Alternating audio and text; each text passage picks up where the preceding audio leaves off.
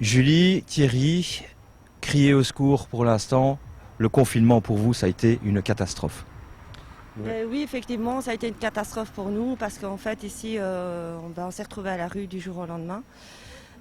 Tout simplement pourquoi? Parce qu'on était tombé sur un logement insalubre qui a été reconnu par la ville où on était. Et avec la mesure de confinement, on n'a pas pu chercher comme on voulait, ou soit les agences intérim nous disaient que c'était pas possible. Et notre renom était tombé justement durant cette période de confinement. Donc ça a été franchement la catastrophe pour nous. Vous êtes en couple, il y a des enfants aussi dans le jeu. Pour vous, ça vous touche énormément.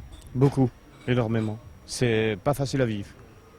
Alors ça a été la croix et la bannière aussi pour trouver quelque chose parce que des refus, c'est refus sur refus sur refus. Beaucoup. On a que des refus, énormément. On a envoyé je sais pas combien de demandes, mais énormément. Et c'est tout en non.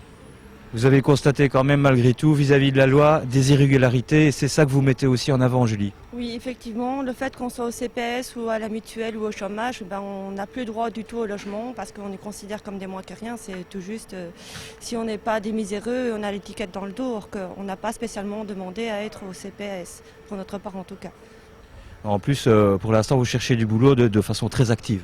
Oui, intérim, on a envoyé beaucoup de CV, des lettres de motivation. Et bon, on espère que ça va payer, parce que tout effort paye normalement. Donc on espère, mais on passe. En plus, Benoît et Michel, ils sont venus en aide. Ça s'est passé comment avec eux?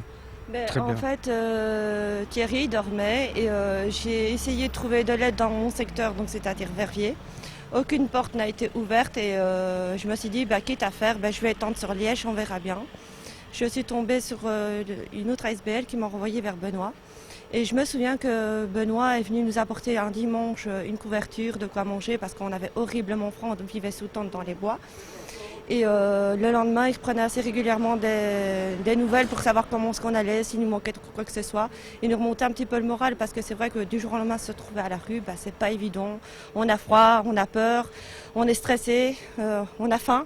On ne sait pas comment se mettre, on ne sait pas comment se laver, on est un peu perdu, on est triste, on est en colère aussi à la fois aussi.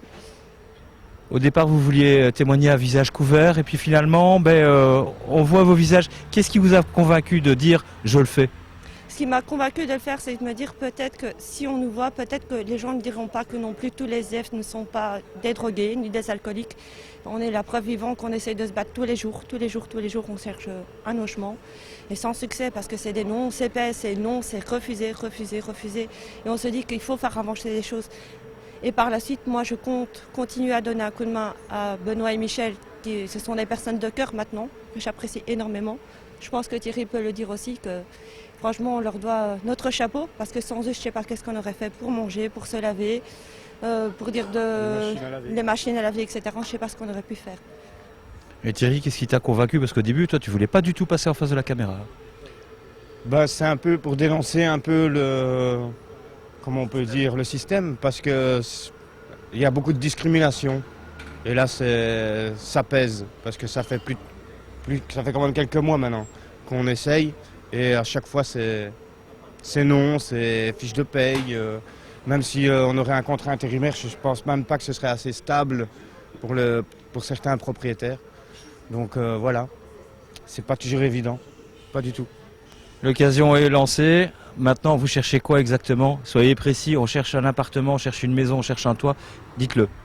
À l'heure actuelle, je pense que pour nous, l'idéal, ça serait soit un studio de minimum 35 mètres carrés, comme la loi le stipule, ou un appartement, une chambre, histoire qu'on puisse remettre le pied à l'étrier, retrouver du travail tous les deux, avoir une situation stable et viser plus grand pour récupérer nos enfants qui nous manquent énormément.